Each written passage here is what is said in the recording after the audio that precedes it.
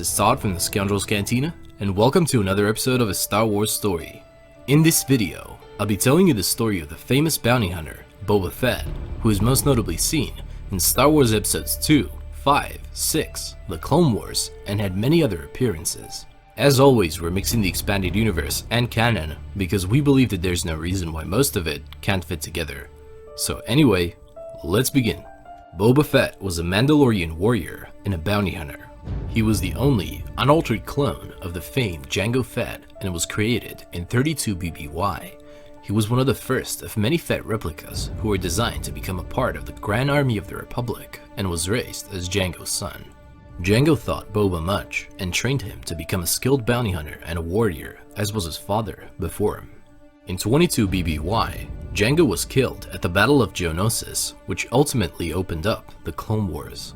All that Boba had left from his father was his armor and a book that Jango left to help instruct him in the event of his death. Just a boy, Boba was forced to grow up and took to traveling the galaxy. Later, he became a bounty hunter and took assignments from beings such as Jabba the Hutt and achieved notoriety despite his young age. During the Clone Wars, Boba joined with a team of bounty hunters, including Aurra Sing and Bossk, to have his revenge against Mace Windu for Jango's death, and came into possession of the Slave One. Together, Boba and the bounty hunters crafted a plan to assassinate the Jedi Master, although their plan eventually failed.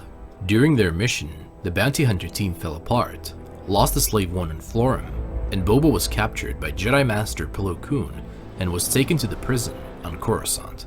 Boba left prison shortly after and formed a syndicate of bounty hunters, using Tatooine as his home base of operations. As part of the syndicate, Boba hired Bossk, Dengar, C-21 Highsinger, and Latz Razi. After the Clone Wars, Fett's reputation grew among the bounty hunters and the assassins. Boba continued to acquire and upgrade pieces of his Mandalorian armor, and it is said that he had at least 3 complete sets of armor from which to use, one of which was mostly left in the Sarlacc pit when he escaped. At some point before 16 BBY, he married Sintas Vel, a Kithar bounty hunter, in an attempt to have a normal life. The two later conceived a child, Anlin Vel, who was born in 15 BBY. By the time of the Galactic Civil War, Fett was an established bounty hunter who worked as one of Jabba the Hutt's go-to mercenaries. His Mandalorian armor kept the idea of Mandalorian warriors alive in the galaxy, after many of them had been killed by the Empire. After working for Jabba, Fett worked for Darth Vader on numerous occasions. At some point, while on a mission for Darth Vader, Boba violated Vader's instructions.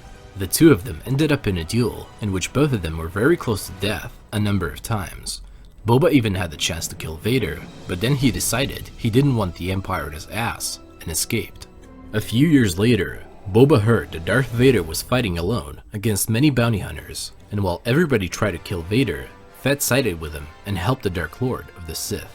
After that, he collaborated with Vader on more than one occasion, and he became Vader's go-to bounty hunter. The Sith Lord even developed a grudging respect for Fett, and considered him to be the best bounty hunter in the galaxy. In 1 BBY, Boba was assigned to capture Juno Eclipse, who Vader wanted so he could lure the clone of Starkiller to destroy him, and as we know, Boba Fett succeeded, of course. But while he was trying to track her down by following Starkiller on Cato Nemudia, he ended up in a situation in which the not-so-dead Gorog attacked him.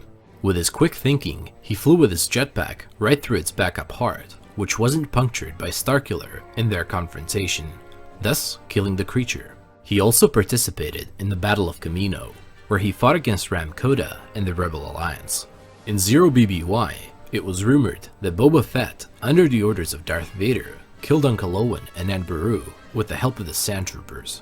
Boba was also present on Tatooine when Jabba was warning Han Solo about his debt to him, where he simply looked badass.